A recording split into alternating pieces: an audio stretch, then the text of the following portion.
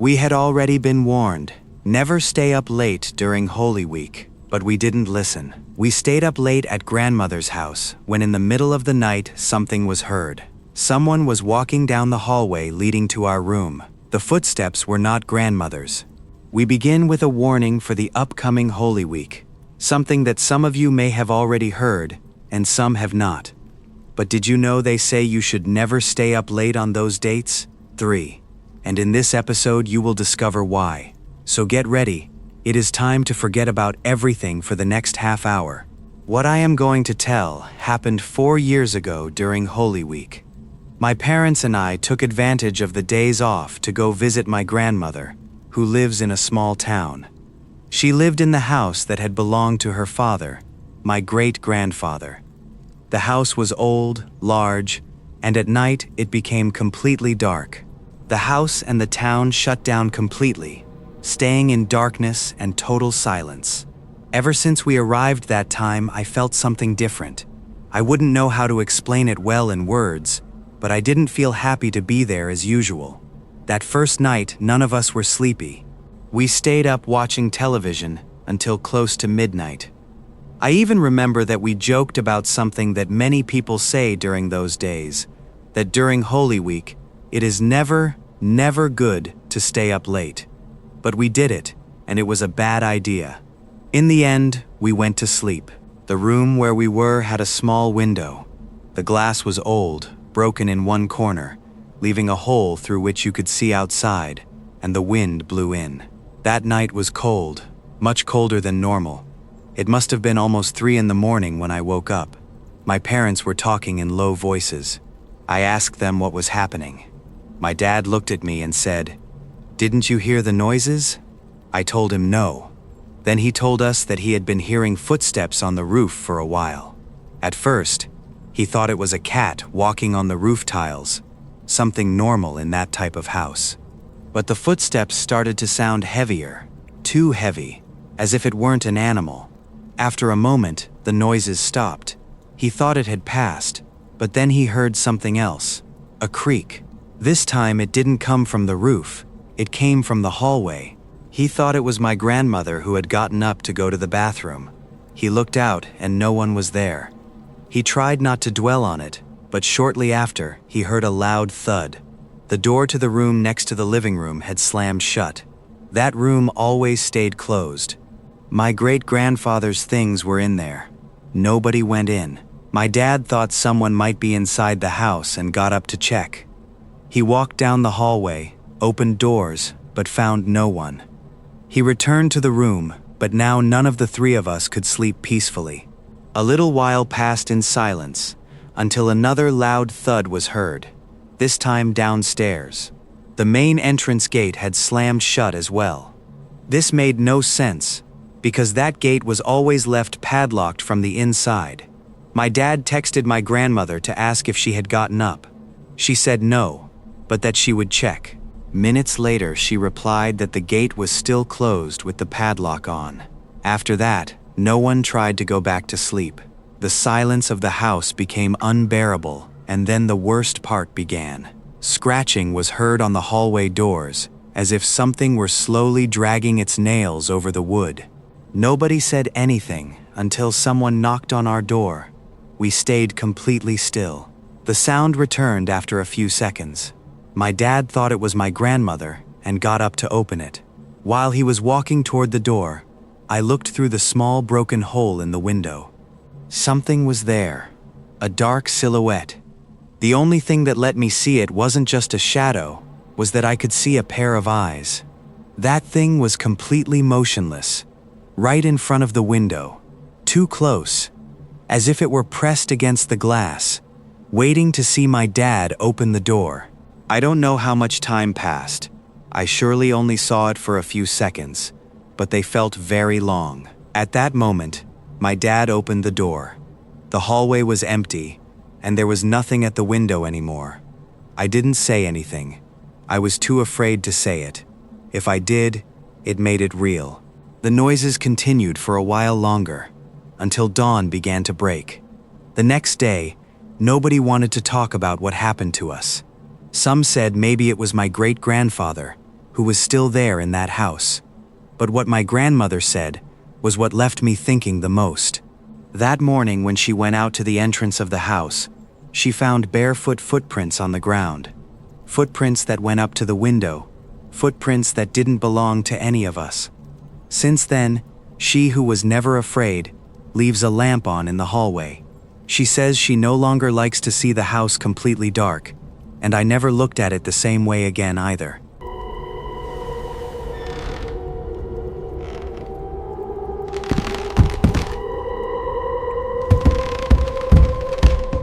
I grew up in the mountains of Puebla. We are a very large family, 2 brothers and I am the youngest. My dad left us when I was very young, so my mom worked all day and we took care of each other. As usually happens, being the youngest, I had to put up with many pranks, some that couldn't even be called that anymore. One afternoon, I fell asleep in a room in the house. My brothers, together with some neighbors, decided to play one of those pranks on me. They hung a doll from the ceiling right above me. It was almost my size. They painted it red so it would look like blood. When I woke up, the first thing I saw was that, the doll hanging over me. I burst into tears immediately. I covered my face with the blanket and didn't understand what was happening. I could only hear the laughter of my brothers hiding outside. And then I felt someone sit down beside me. I felt a hand on my shoulder. I calmed down almost instantly. I don't know how to explain it, but I stopped crying. I remember that whatever was there with me pulled me toward its chest without taking the blanket off my face. That's why I didn't see its face, but I did open my eyes. And through the blanket I managed to see a white dress and long black hair. It was a woman. She didn't say anything to me at first. She was just there. Then I heard her very soft voice. "You are not alone. Don't be afraid. I am going to take care of you." She let go of me, stood up, and walked toward the door. I uncovered my face and managed to see her leave. I saw her from behind. As soon as she stepped out, my brothers came into the room laughing. They took down the doll. They put everything back as if nothing had happened. I didn't say anything. I didn't tell them anything. But from that day on, I was never alone again. Over time, I began to realize that it wasn't a one-time thing. I would see her sometimes from a distance, passing through the house, through the yard. Even other people came to see her, although no one really understood what she was. And something even stranger is that the others said, the others who saw her, that she was identical to me. Over the years, there were more appearances, more paranormal phenomena at home, and not only in that one. Some were even worse, but there was one that I have never been able to get out of my head. You see, I was already working and living alone. One night I was coming back very late to my house. There was no public transit, so I walked. I was wearing headphones. I couldn't hear anything outside. Out of the corner of my eye, I began to notice that someone was walking on the other side of the street right alongside me. I didn't look. I wasn't afraid because I knew who it was. It was her again. I saw her often, so it didn't surprise me anymore. I kept walking until I reached a main avenue that I had to cross. There was no traffic light or pedestrian bridge, so I stood waiting for some cars to pass. It was then that I felt her closer. I turned my gaze a bit and saw her. She was coming toward me, but not walking. She was running, floating toward me fast, as if she were going to launch herself. I took a step back by instinct, and at that moment, I felt a blunt impact on my body, as if something had pushed me with force. I fell backward a few meters into some bushes. My headphones flew off, and then I heard the crash. A car slammed into a tree right in front of me. Everything happened in a few seconds. I got up as best I could, still not understanding anything. The driver got out of the car, shaking. He kept saying over and over that something had crossed in front of him. "Did you see it?" Something flew across the road. The police arrived almost immediately. They asked me if I had seen anything. I told them no. I couldn't explain what had happened, but I did see her. I saw the woman, and to this day, I don't know what that was. because if she hadn't pushed me, that car would have hit me. But at the same time, it was her who crossed, the one who caused the whole accident. So I don't know if she saved me or if she was about to kill me. In the face of that woman's appearance, my family said she was a kind of ghostly double of mine, that she was a demon that wanted to trick us by looking like me. And honestly, speaking for myself, I even came to think that maybe that is what your guardian angel looks like, exactly like you. In these 13 years that have passed since the time of the accident, I only saw her one more time, but it was for a second. I saw her right when I was going through a very difficult time for me. Maybe she didn't leave and just doesn't let herself be seen. I keep thinking that she didn't want to scare me, and maybe my reaction somehow offended her or made her feel bad. My oldest son saw her on one occasion about 5 years ago.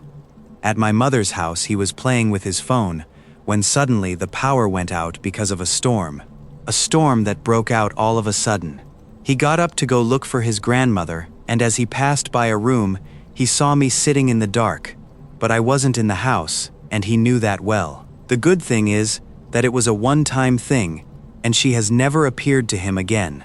Before finishing, there is an update, community. Something else happened a week ago, shortly after writing to you. My daughter, who is now 12 years old, told me that she has had a recurring dream for a long time now, although she had never told me. She said that in her dreams, a woman in white always appears.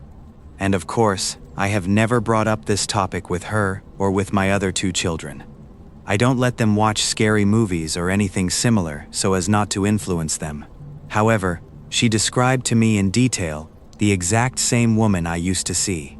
The only difference is that she only sees her in dreams, but it scares me that somehow at some point she might see her in reality. I told her that if at any point she sees something similar while awake, to let me know immediately. She is my only daughter, and I don't want that, whatever it is, to attach itself to her the way it did with me.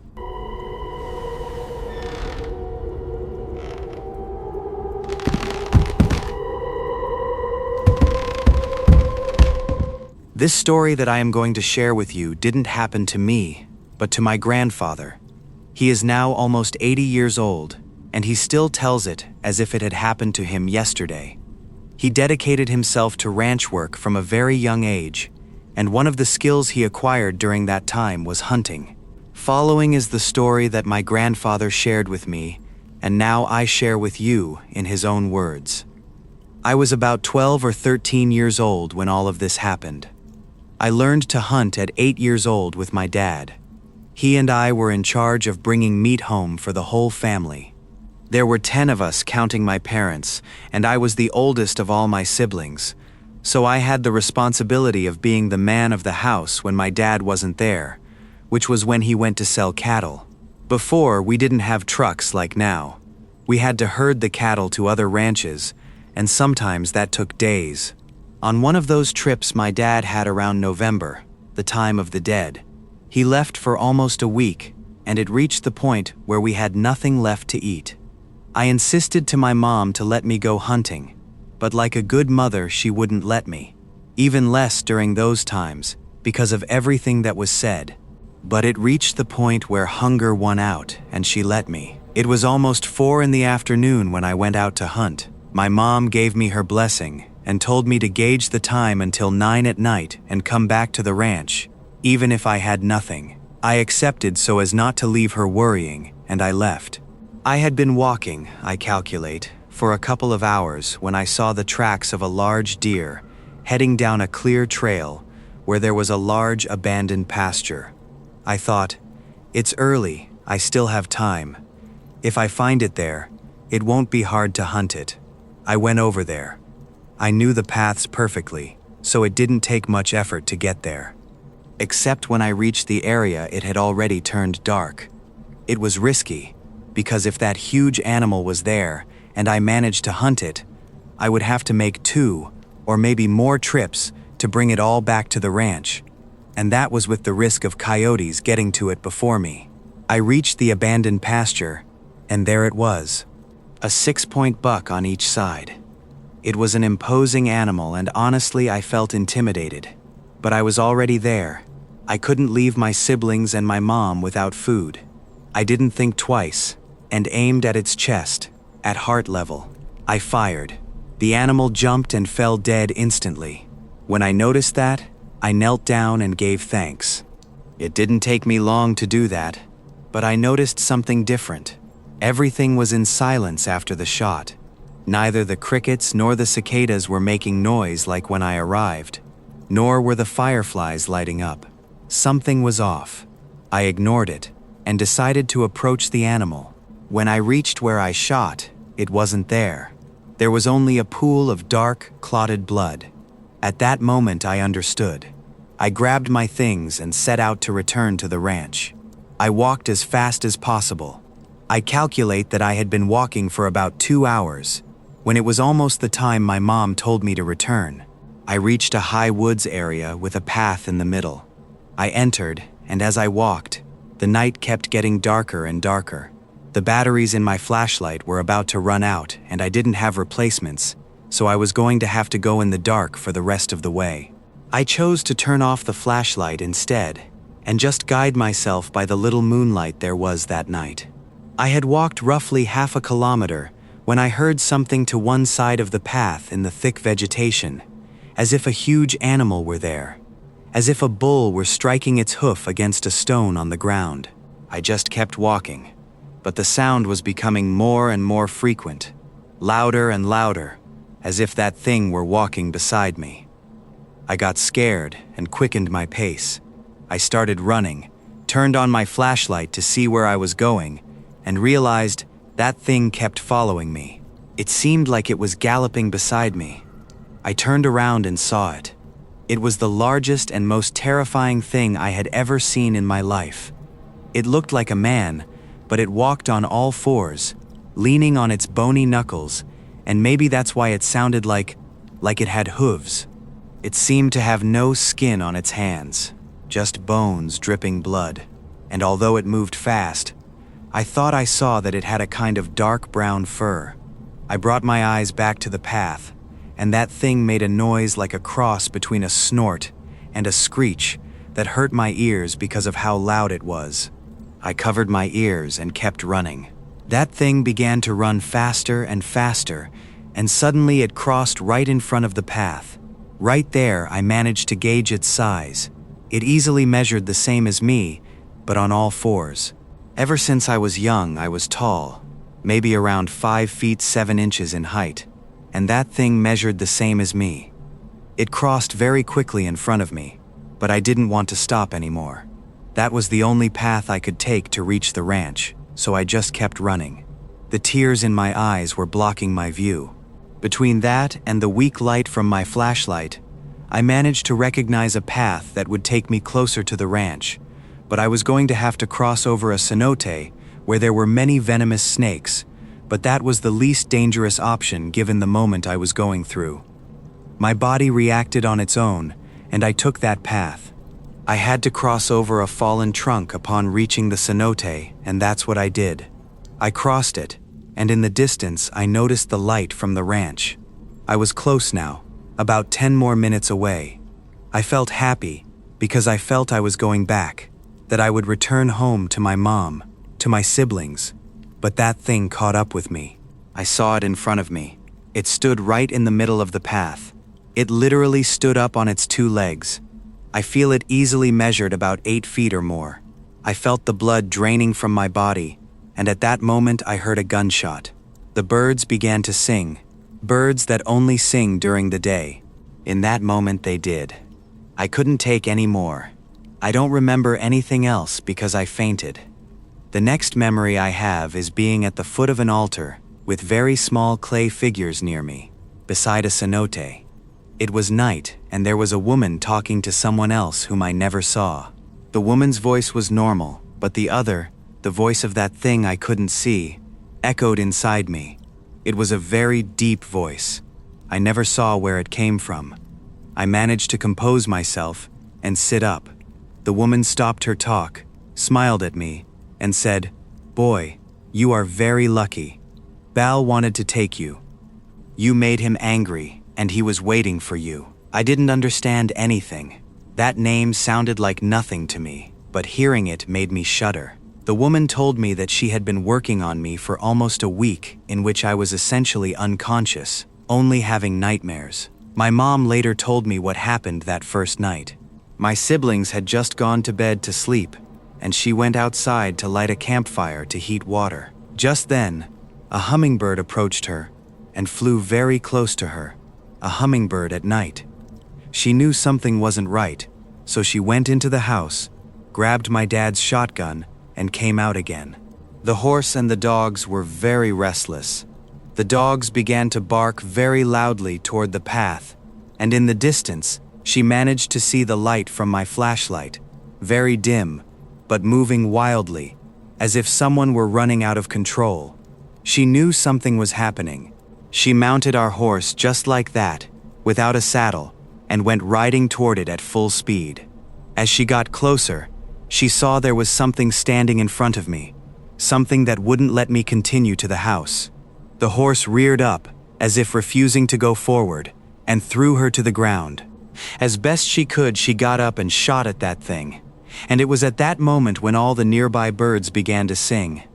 The thing began making erratic movements, as if the sound of the birds hurt it. It turned around and vanished into the woods. My mom, still scared, approached me, fearing that thing would return. She picked me up in her arms and carried me to the ranch. My siblings were already awake and frantic over the commotion, and from not seeing my mom. They laid me on a bed and took off my clothes. I was burning with fever, and at times, I would wake up screaming uncontrollably. She says a couple of times I sat up in bed without saying anything, that my eyes were just rolled back and I would fall back asleep. The next morning, she took me to the woman who helped me, Len. That was where she began to explain to me what had happened. She told me that when they brought me, my mom and my brother came with me, and that I had a high fever.